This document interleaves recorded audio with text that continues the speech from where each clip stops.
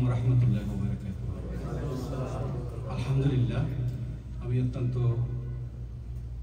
আনন্দিত বোধ করছি যে আল্লাহ রাব্বুল আলামিন আমাকে এই অনুষ্ঠানে মাহফিলে হাজির হওয়ার তৌফিক দিয়েছেন। পরম করুণাময় দরবারে আপনাদের শুকরিয়া আদায় করছি। আপনাদের সাথে সাক্ষাৎ হলো, কিছু রুহানি আলাপ হলো, আমার অন্তর সিক্ত হলো, হৃদ্য হলো।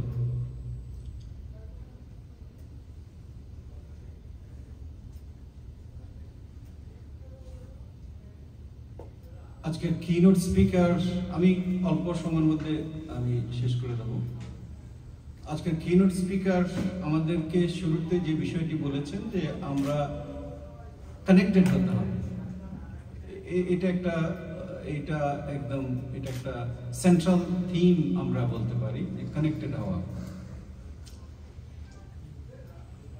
এই কানেক্টেড হওয়া হচ্ছে জরুরি, আর ডিসকানেক্টেড হওয়াটা হচ্ছে আমাদের কশন পয়েন্ট।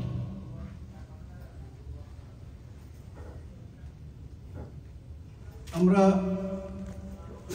যেটা দেখছি যে বর্তমান পৃথিবীতে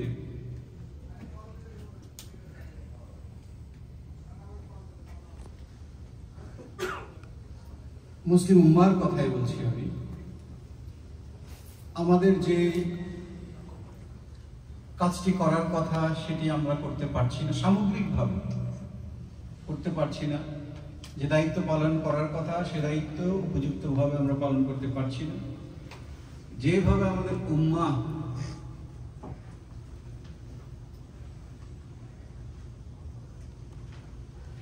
পারস্পরিক একটি অবস্থানে থাকার কথা সেটিও আমরা থাকতে পারছি না।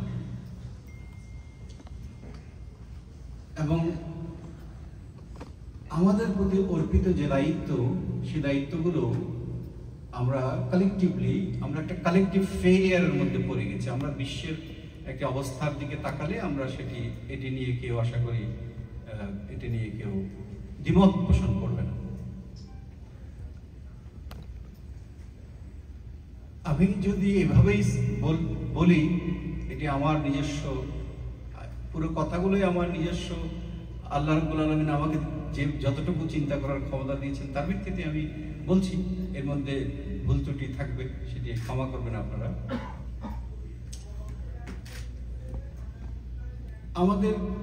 আমি ভাবি যে এটি এই ডিসকানেকশন থেকে হয়েছে কিনা। আর যদি ডিসকানেকশন থেকে এটি হয়, তাহলে এই ডিসকানেকশনের কশন পয়েন্টটা কি, আমরা কোথায়, আমাদের এই ডিসকানেকশনটা কেন হচ্ছে, এটার কারণটা আমাদের খোঁজা দরকার। এই কারণটি যদি আমরা খুঁজে বা কারণগুলো যদি আমরা আইডেন্টিফাই করে, অর্থাৎ একটা রোগের তো প্রথমে ডায়াগনোসিস লাগবে, তারপর চিকিৎসা দিতে হবে। প্রেসক্রিপশন আমাদের আছে, আমাদের ফার্মেসিও আছে, সবগুলো ওষুধ থরে থরে সাজানো আছে, শুধু সঠিক ওষুধটা বেছে নেওয়ার প্রয়োজন।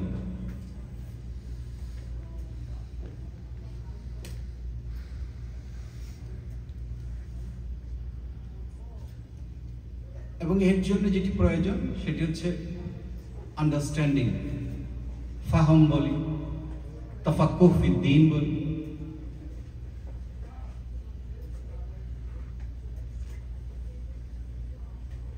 আন্ডারস্ট্যান্ডিং যদি সঠিক না হয়, অর্থাৎ ইসলামকে,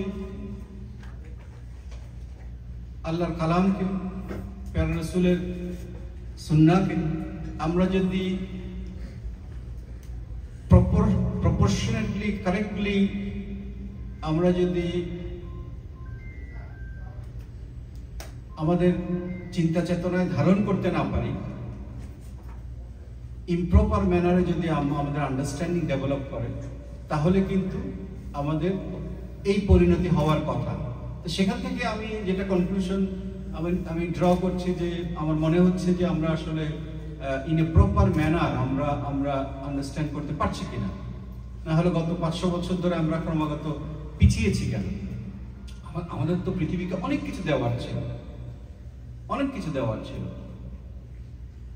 আমরা কতটুকু দিতে পেরেছি আর কতটুকু দেওয়া উচিত ছিল, তার এই ব্যালেন্স শিটটা যদি আমরা তৈরি করি তাহলে কিন্তু আমরা দেখতে পাবো যে আসলে আমরা এখনো আমরা অথৈ সাগরে ভেসে বেড়াচ্ছি। কিন্তু এরকমটি হওয়ার কথা ছিল না।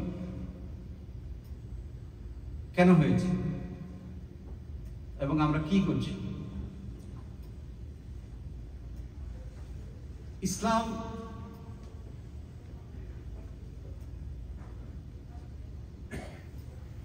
পরম করুণা আল্লাহ রাব্বুল আলামিনের প্রতি সাবমিশন, পেয়ারা রাসূলের আনুগত্য মাঝে নিহিত।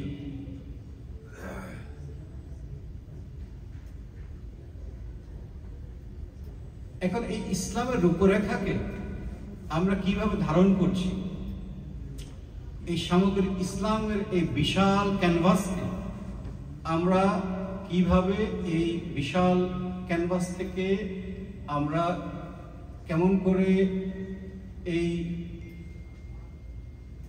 রাজকোষ থেকে কিভাবে আমরা রত্নগুলোকে উদ্ধার করছি, কিভাবে সেটিকে সঠিকভাবে সাজিয়ে আমরা মালা গাচ্ছি, এটির উপরেই কিন্তু আমাদের সফলতা নির্ভর করে।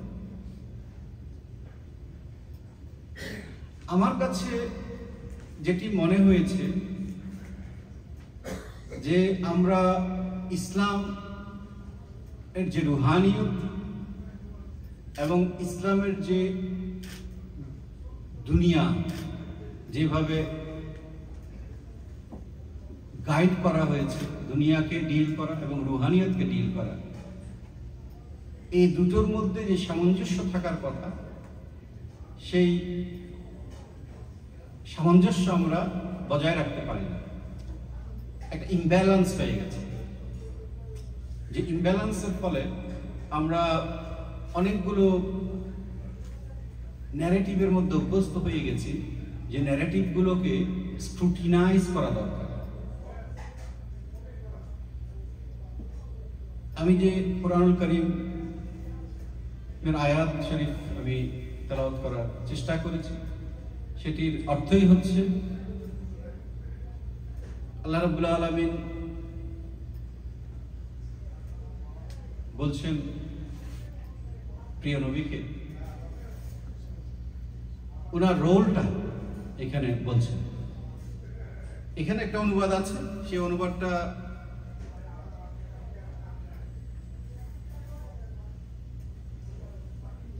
আমাদের প্রধান বক্তা বলেছেন যে এটির জন্য ইনসাইটের দরকার আছে, ডিপ আন্ডারস্ট্যান্ডিং এর দরকার আছে। আমি জানি না এটি সঠিক অনুবাদ কিনা, তবে কাছাকাছি কিছু একটা হবে। কারণ কি এখানে এই অনুবাদটা আমার কাছে আছে, সেটি বলছে আপনি তাদের শাসক নন। কোথাও কোথাও এটিকে দারোগা শব্দটি ব্যবহার করা হয়েছে।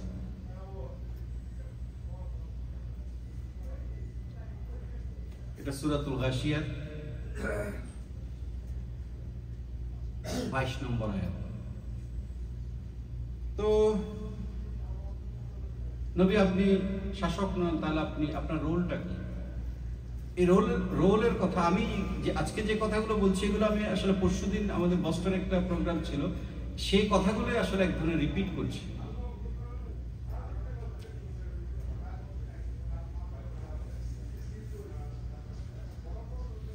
এই রোলটাও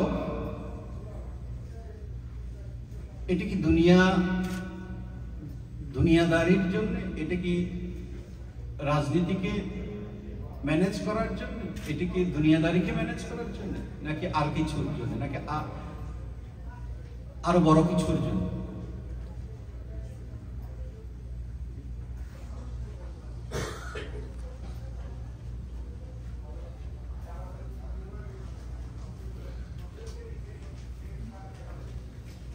আমরা সূরা জুমা থেকে একটা আয়াত শরীফের আমি অনুবাদটি আমি পড়ছি, আবারও বলছি, হয়তো এটি একেবারে অত্যুত্তম একটি অনুবাদ হবে না, কিন্তু আশা করছি কাছাকাছি অর্থ বোঝা যাবে। তিনি নিরক্ষরদের মধ্য থেকে একজন রাসূল প্রেরণ করেছেন, যিনি, এখানে নিরক্ষর শব্দটা তো ভিন্ন একটা অর্থ হতে পারে, এটি যেখান থেকে আমি পেয়েছি আমরা আমাদের উদ্দেশ্য ওটি না, পরবর্তী যে আল্লাহ রসুলের যে রোলটি সেটি বর্ণনা করা হয়েছে পরে, সেটি আমাদের আলোচনার উদ্দেশ্য। যিনি তাদের কাছে পাঠ করেন তার আয়াত সমূহ, রাসূল সাল্লাল্লাহু আলাইহি ওয়াসাল্লামের রোলটা এখানে ডেসক্রাইব করছে। এটি সূরাতুল বাকারাতেও আছে, সূরা আলে ইমরানেও আছে, একই ধরনের, মোটামুটি একই ধরনের। তাদেরকে পবিত্র করেন,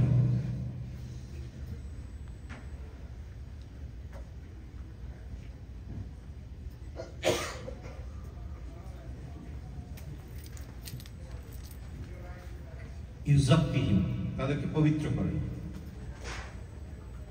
এবং শিক্ষা দেন কিতাব এবং হিকমত। এই যেগুলোর ব্যাপারে, এই বিষয়গুলো, তিনটি বিষয়ের ব্যাপারে বা চারটি বিষয়ের ব্যাপারে ইতিপূর্বে তারা ছিল ঘোর পথভ্রষ্টতায় লিপ্ত, অর্থাৎ এদিকে তারা সঠিকভাবে বুঝতে পারেনি।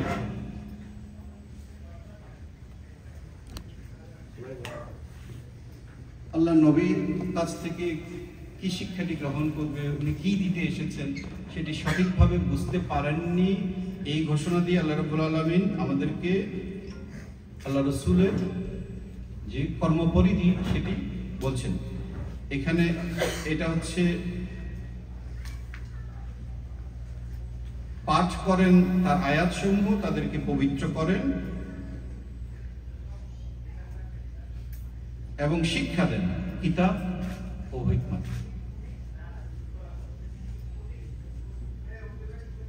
এখান থেকে আমরা বুঝতে পারছি যে আসলে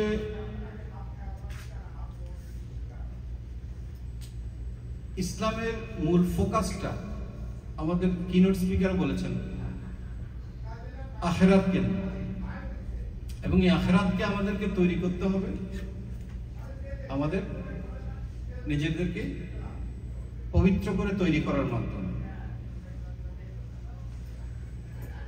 অর্থাৎ রুহানিয়তের একটি বিশাল চর্চার একটি উর্বর ক্ষেত্র হচ্ছে ইসলাম।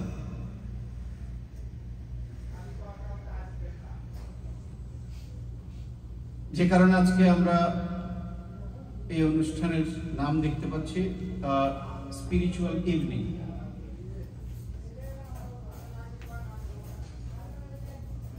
অর্থাৎ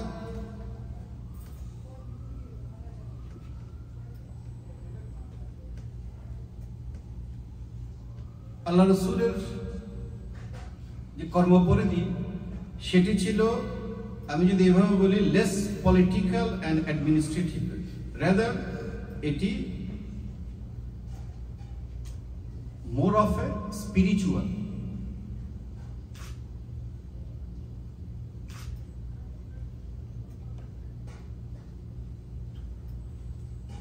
পলিটিক্যাল অ্যাডমিনিস্ট্রেশন এগুলো তো আছে, এগুলো আমাদেরকে শিক্ষা দিয়েছেন পেয়ারা রাসূল, কিন্তু রুহানিয়তের যে শিক্ষা সেটি ছিল অগ্রগণ্য।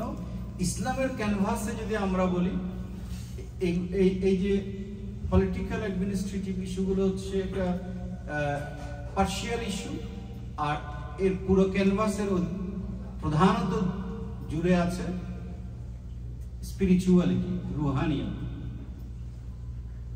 এখন আমরা যদি এই প্রপোর্শনটাকে কোনো মতে আমাদের চেক করতে চাই আমরা একটু করে, যে এটিকে আমরা ঠিক রেখেছি প্রপোর্শন, নাকি আমরা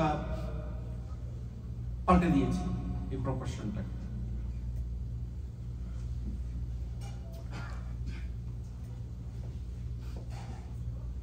আমরা যখন বর্তমান যুগে আসি, আমরা যে বলছিলাম যে কিছু ন্যারেটিভস খুব পপুলার হয়েছে আমাদের মাইন্ডসেট। আমরা তো কন্টিনিউয়াসলি আমরা ইনফরমেশন পাচ্ছি চারদিক থেকে, আমাদের এই যে পঞ্চেন্দ্রিয় ইনফরমেশন নিচ্ছে, নিয়ে আমাদের মেন্টাল মেকআপটা তৈরি হচ্ছে, এবং সে অনুযায়ী আমরা রিয়্যাক্ট করছি, অ্যাক্ট করছি। এবং এটা যখন কালেকটিভ ম্যানারে আসছে তখন আমাদের সোসাইটি সেইভাবেই মুভ করছে। এখন এই মুভ করার ডিরেকশনটা কেমন? আমি দেখেছি যে কিছু জায়গায় কিছু কথা বলা হয়েছে কুরআন একটি সংবিধান। আমার কাছে মনে হয়েছে আসলে এইগুলো আমি জানি না, এটা হয়তো ট্রুথ হতে পারে অথবা পার্শিয়াল ট্রুথ হতে পারে, অথবা এটা হয়তো স্ক্রুটিনি করা দরকার আমাদের। কেন বলছি? সংবিধান আমরা জানি পরিবর্তনশীল। সংবিধান একটা দুনিয়াবি পরিচালনা সচরাচর যেভাবে আমরা দেখি। আর যখন আমি সংবিধান বলছি এটিকে এক ধরনের ম্যাটেরিয়ালিস্টিক একটি জায়গায় নিয়ে আসি, এটা কোনোটেশন যেটা বলে, এবং আমরা এর যে স্পিরিচুয়াল যে এমফাসিস, ইনসাইটফুল এডুকেশন প্রসেসের যে এমফাসিস, এটিকে আমরা মিস করছি। কাজেই এই ধরনের শব্দবন্ধের ব্যবহার কোরআনের যে মাহাত্ম্য সেটিকে বিলিটল করছে কিনা, এটা আমাদের প্রপোর্শনটাকে নষ্ট করছে কিনা, এটি আমার কাছে মনে হয়েছে ভেবে দেখা দরকার। আমরা অনেক সময় শুনি রাষ্ট্রের আইন আর আল্লাহর আইনকে মুখোমুখি দাঁড় করানো হয়, যে রাষ্ট্রের আইন এটি বাতিল করতে হবে, এগুলো চলবে না, আল্লাহর আইন কায়েম করতে হবে। অথচ আমরা জানি এখান থেকে একটি বড় একটি ভুল মেসেজ, আমাদের ইনফরমেশন আমাদের কাছে যায়, আমাদের মেন্টাল মেকআপ তৈরি করে। অথচ যে আইন ফুকাহায়ে কেরাম তো আইনই তৈরি করেছেন, তারাও মানুষই, কিন্তু যে আইন কুরআন এবং সুন্নাহর সাথে সাংঘর্ষিক নয়, বিরোধী নয়, সেটি আল্লাহর আইনের সাথে, যেটাকে পলিটিক্যালি বলা হচ্ছে আল্লাহর আইন, সেই আইনের সাথে সাংঘর্ষিক নয়। কিন্তু এটিকে সাংঘর্ষিকভাবে দেখিয়ে আমাদেরকে, আমার কাছে মনে হয়েছে এই যে প্রপোর্শন যেটি আছে, এই প্রপোর্শনকে ইমব্যালেন্স করা। ইসলাম কোন ইম্পেরিয়ালিস্ট রিলিজিয়ন না।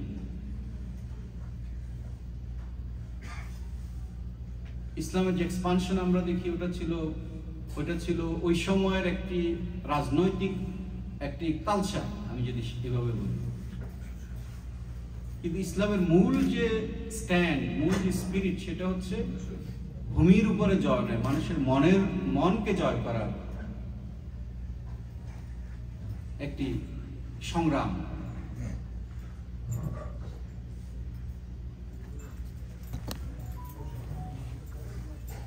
তো এই ধরনের অনেকগুলো ফলস ন্যারেটিভ আছে, এবং আরো কিছু যে সমস্যা আমরা দেখেছি, যে আমরা দেখতে পেয়েছি যে আমরা জানি আল্লাহর আউলিয়া কেরামগণ এই স্পিরিচুয়াল ভ্যালুস গুলো আমাদের মাঝে বপন করে দিয়েছেন, সেখান থেকে যুগে যুগে এটি বহন করে এসেছে। আমরা আমাদের অন্তর প্রস্তুত হয়েছে, রুহানিয়তের চর্চা আউলিয়া কেরামগণ আমাদেরকে শিক্ষা দিয়েছেন, করেছি। কিন্তু আমরা দেখেছি যে কিছু কিছু জায়গায় এটা আমার কাছে ম্যাটেরিয়ালিজম মনে হচ্ছে। আপনারা একটা উদাহরণ দিচ্ছি।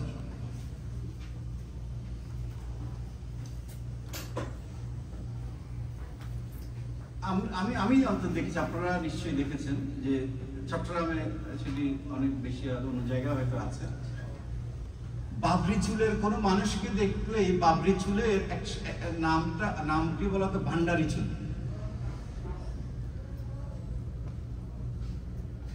মানে আমি আমি এভাবে বলতে চাই, বাবরি চুল রাখলে এটাকে বলা, এই চুলকে বলা হতো ভান্ডারি চুল, এবং ঠাট্টা মস্করা করা হতো অ্যাজ ইফ এটা এলিয়েন মানুষ, অপরিচিত মানুষ, গরিব, গরিব মানে অপরিচিত, তার এই কাজের কোনো ঠিক নাই, বেসিস নাই, একটা কুসংস্কারগ্রস্ত মানুষ। কিন্তু দরবারি মহলে আমরা এই ধরনের মানুষগুলোকে, তারা সজ্জন মানুষ, কাজকর্ম করে খাচ্ছেন, সমাজে সুন্দর করে চলছেন, ভালো ভালো কাজের নেতৃত্ব দিচ্ছেন, তাদের দোষটা কি? দোষটা হচ্ছে তারা তরিকতে জিকির আজকার করেন, যখন জিকির আজকার করেন তারা হেলে দুলে মাথা নেড়ে জিকির করেন, তখন তাদের সাথে চুলগুলাও দুলে। এটি হচ্ছে একটা হাস্যরসের একটি উপাদান, আমরা অনেক জায়গায় দেখেছি। কিন্তু আনফরচুনেটলি আমরা বুঝতেই পারিনি যে এটি আসলে সুন্নতি চুল, এটি ভান্ডারি চুল।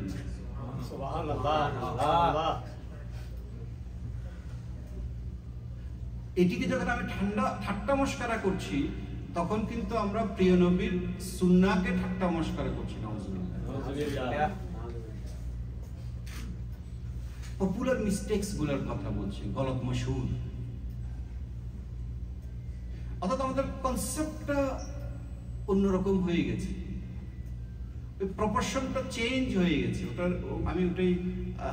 আমি আপনাদেরকে বোঝাচ্ছি না, আমি নিজে বোঝার চেষ্টা করছি। আসলে কথাগুলো আমি আপনাদেরকে বোঝাচ্ছি না, আমি ধরেন এটা তো একটা মনোলগ, আমি বলে যাচ্ছি, আমি নিজেই বোঝার চেষ্টা করছি। একটু দুনিয়া বিমুখ হয়ে নিজের মতো করে চললে বলা হচ্ছে বৈরাগ্য সাধনে মুক্তি, সে আমার নয়, ইসলামে বৈরাগ্য নেই।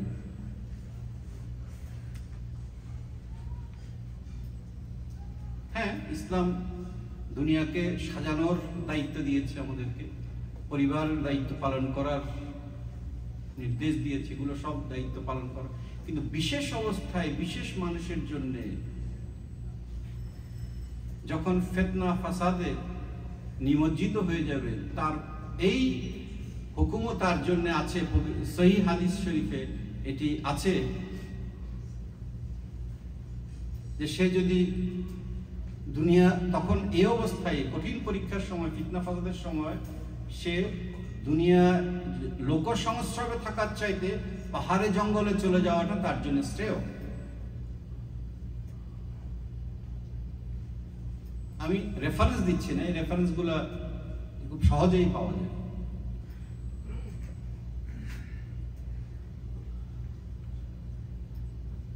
অর্থাৎ এখানেও আমরা ইসলামের অপোজিট একটা কনসেপ্টকে আমরা, একজন বলি যখন উনি ওনার একটা সাধনায় নিবেদন করেছেন নিজেকে, একদম অ্যালুফ হয়ে দুনিয়াকে পরিত্যাগ করে, তখন এটিকে বলা হয়েছে এরা কি ধরনের মানুষ, এটা তো রসুলের আদর্শ নয়। এখন রসুলের আদর্শ, আমি যা বুঝি তা রসুলের আদর্শ, এইভাবে যখন আমি জাজ করি, তখন কিন্তু আসলে আমি আমার নফসের দাসত্ব করি। হোলিস্টিক যে অ্যাপ্রোচ, সে অ্যাপ্রোচকে আমি ডিনাই করি। সামগ্রিকভাবে ইসলামকে দেখা, সুন্নাহকে দেখার যে তাগিদ, সে তাগিদকে আমি অগ্রাহ্য করছি। তো এইভাবে আমরা নানানভাবে, এগুলো আমার কাছে মনে হয়েছে কেন আমরা ক্রমাগত আমরা ওয়াল তৈরি করেছি ব্রিজ তৈরি করার বদলে। ইসলাম আমাদেরকে ব্রিজ তৈরি করার কথা বলেছে, আহলে কিতাবদের সাথে পারিবারিক সম্পর্কের কথা বলেছে, এটিতে ব্রিজ করার জন্য,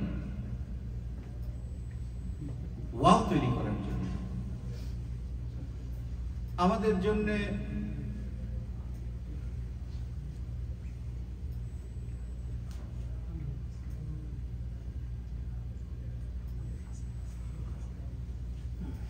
আমরা জানি যে মুসলিমদের হাতে অমুসলিমদের উপাসনালয় নিরাপদ, এটি হচ্ছে ইসলামের উসুল, এটি নিয়ে কোনো কেউ বিতর্ক করে না। কিন্তু আমি দেখেছি যে সম্ভবত সুলতান মাহমুদ গজনবী উনি 17 বার সোমনাথ মন্দির আক্রমণ করেছেন। এটি ছিল ওনার একটা পলিটিক্যাল ডিসিশন, পলিটিক্যাল মিস্টেক। এটি কোনো ইসলামিক কোনো Islamic an action or a move based on Islamic principle ছিল না, এটা ওনার পার্সোনাল একটা অ্যাডভেঞ্চার ছিল। এবং যেহেতু এটা ইসলামের উসুলের সাথে যাচ্ছে না, আমরা এটাকে ওন করতে পারি না। কিন্তু আমি অনেক সময় দেখেছি এই জিনিসটা অনেক বিজ্ঞ মানুষকেও আমি বোঝাতে ব্যর্থ হয়েছি। এইগুলোর কারণটা মনে হয়েছে ওই যে আমরা যে দুনিয়াদারি বলেন, বা আমি যদি এটাকে আরেকটু ফর্মালাইজ করি, পলিটিক্স আমাদেরকে না, হ্যাঁ, আমাদের মনকে গ্রাস করেছে। আমরা ইসলামের উপরে আমরা পলিটিক্সকে আমরা জায়গা দিয়ে দিচ্ছি। সিয়াসত, ইসলামকে আমরা একটা পলিটিক্যাল রিলিজিয়ন বানিয়ে ফেলছি কিনা দেখা দরকার।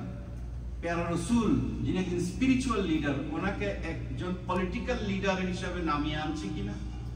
কোরআনকে একটা স্পিরিচুয়াল বুক সেটিকে আমরা একটা পলিটিক্যাল বুক বানিয়ে ফেলছি কিনা, এগুলো আমাদের একটু চেক করে দেখা দরকার। এবং এইগুলোর কারণে আমাদের আসলে মূল আন্ডারস্ট্যান্ডিংটা, ভুল বার্তাগুলো আমাদের ভেতরে যাচ্ছে কিনা, এবং এই ভুল বার্তার কারণে আমাদের ভুল মানসিকতা তৈরি হচ্ছে কিনা, এবং এই ভুল মানসিকতা আমাদেরকে ভুল জায়গায় পৌঁছে দিচ্ছে কিনা, যার ফলে আমরা আমাদের দায়িত্ব পালন করতে ব্যর্থ হয়ে যাচ্ছি। এটি আমাদেরকে একটু চেক করা দরকার। ডিসকানেক্ট করে দিচ্ছে কিনা আমাদের।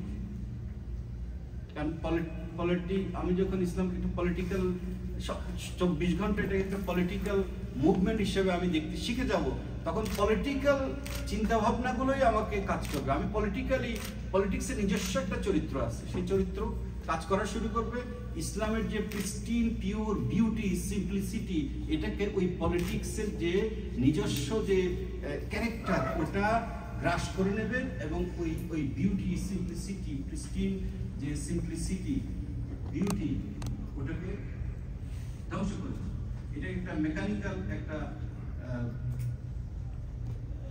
অবস্থায় নিয়ে চলে। তো এইগুলো আমার কাছে মনে হয়েছে, এবং এগুলোর ফলে কি হবে, আমরা একটা লাইট হাউস আমরা ধ্বংস করে দেব। আমরা দেখতে পাচ্ছি এগুলো আলামত। আমি জানি না, আমি শুধু আমি ভুল বুঝবেন না, মানে মানুষের জীবনে পলিটিক্সের দরকার নাই, কোনো মুসলিম পলিটিক্স করবে না, বিষয়টা আমি এটা বলছি না। কিন্তু অ্যাডমিনিস্ট্রেশন, একজন জাজ, উনি একটা ভোট দিতে পারেন, কিন্তু উনি একটা দলের সদস্য হতে পারেন না। একজন আর্মি জেনারেল ভোট দিতে পারেন, কিন্তু উনি একটা রাজনৈতিক দলের সদস্য হতে পারেন না। তাহলে এখন এই যে লাইন অফ ডিমার্কেশন, আমরা আসলে রিলিজিয়ন অ্যান্ড পলিটিক্সের মধ্যে, ইসলাম এবং রাজনীতির মধ্যে যে একটা মুসলিমের তো অবশ্যই একটা রাজনীতি থাকবে, ইসলামের নৈতিকতার আলোকে সে তার রাজনীতিকে তৈরি করবে, সলিডলি ফাইন, বিউটিফুল। কিন্তু আমরা এই ইসলাম এবং রাজনীতির মধ্যে যে একটি লাইন অফ ডিমার্কেশনও আছে, এটিকে আমরা রেখেছি না এটিকে আমরা বিলীন করে দিয়েছি, এটিও আমাদের ভেবে দেখা দরকার।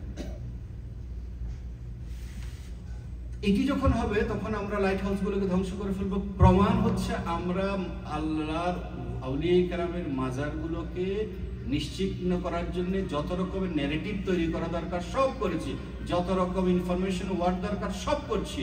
ডিসইনফরমেশন, মিসইনফরমেশন দিয়ে আমরা আউলিয়া কেরামের মাজারগুলোকে স্টিগমাটাইজ করছি।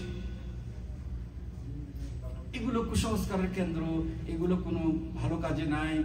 এখন এইভাবে বলে এগুলোকে যখন আমরা বিষিয়ে তুলছি মানুষের মনকে, তখন মাজার ভাঙার উৎসবে মেতে উঠবে। মাজার যখন নিশ্চিহ্ন হয়ে যাবে তখন সেই ওলির স্মরণ নিশ্চিহ্ন হয়ে যাবে, সেই ওলির আদর্শ শিক্ষা নিশ্চিহ্ন হয়ে যাবে।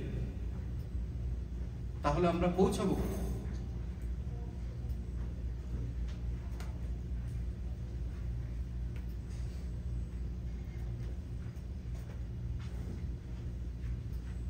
তো আমার এই জন্য সঠিক দৃষ্টিভঙ্গিটা অনেক জরুরি বলে আমার মনে হয়েছে, সঠিক দৃষ্টিভঙ্গি অর্জন। তো আমি আমার এই জন্যে এই ধরনের অনুষ্ঠান, এই স্পিরিচুয়াল ইভিনিং, আমাদের কলবে কোথায় কোথায় সমস্যা হয়েছে, এই সমস্যা, এই যে মরিচা, এই মরিচা দূর করার জন্য আমাদের যে প্রক্রিয়ায় যাওয়া দরকার, যেটিকে আমরা তরিকা বলি, আল্লাহর আউলিয়া কেরামের আদর্শ বলি, স্পিরিচুয়ালিটি বলি, তাসাউফ বলি, এই বিষয়গুলোকে আমাদের, আমি মনে করি, খেয়াল করা দরকার, জোর দেওয়া দরকার, আমাদের নবপ্রজন্মের সামনে তুলে ধরা দরকার বেশি করে। না হলে তারা, ওই যে বললাম, লাইট হাউস যখন আপনি ভেঙে ফেলবেন, অন্ধকার হয়ে যাবেন, বন্দরের ঠিকানা আপনি আর খুঁজে পাবেন না, আমাদের পরবর্তী প্রজন্ম খুঁজে পাবে না। তা আমি আশা করি এই ধরনের অনুষ্ঠানের মাধ্যমে আমরা ভবিষ্যতে আরো এই যে আমাদের কিনোট স্পিকার যে আমাদের যে নসিহত করেছেন, এই গুরুত্বপূর্ণ কোরআনের যে পবিত্র বাণী থেকে যে গূঢ়ার্থ, অন্তর্নিহিত অর্থ আমাদের সামনে উপস্থাপন করেছেন, এগুলো আমাদের পরবর্তী প্রজন্ম যাতে জানতে পারে। বিশেষ করে আউলিয়া কেরামগণ কিভাবে তারা প্রবলেম সলভ করেছেন, ক্রাইসিস ডিল করেছেন, ম্যানেজ করেছেন, কনফ্লিক্ট রিজলভ করেছেন, এইগুলোর দিকে যাতে তাদেরকে আমরা ইনফরমেশন গুলো পৌঁছে দিতে পারি আরো বেশি করে, যাতে তারা আরো বেশি কন্ট্রিবিউট করতে পারে, আরো বেশি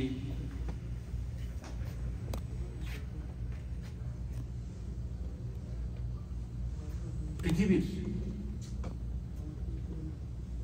নির্মাণের দিকে এগিয়ে যেতে পারে, সেই চেষ্টা আমাদের করতে হবে। আমি আশা করি এই ধরনের অনুষ্ঠানগুলো সেই দিকে আমাদেরকে বিপুলভাবে সাহায্য করবে ইনশাআল্লাহ। আমি ধন্যবাদ, আমার আসলে কথা শেষ। আমি আমাদের কিনোট স্পিকারের বক্তব্যের আলোকে আমি কথা বলেছি। আমি মূলত আমি জানি না আমি কমিউনিকেট করতে পেরেছি কিনা, আমি বোঝাতে পেরেছি কিনা। আমি যেটা ওই যে হুজুর যে বলছিলেন, উনি বোঝাতে চাচ্ছেন একটা কথা, উনি পাচ্ছেন না, আমারও তাই মনে হচ্ছে। আমি জানি না আমি যা বোঝাতে চেয়েছি তা বোঝাতে পেরেছি কিনা। তো আশা করি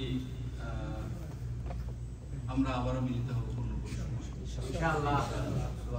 আমাকে এখানে দাওয়াত করার জন্য অসংখ্য ধন্যবাদ। যারা এই গুরুত্বপূর্ণ অনুষ্ঠানের আয়োজন করেছেন তাদেরকে ধন্যবাদ।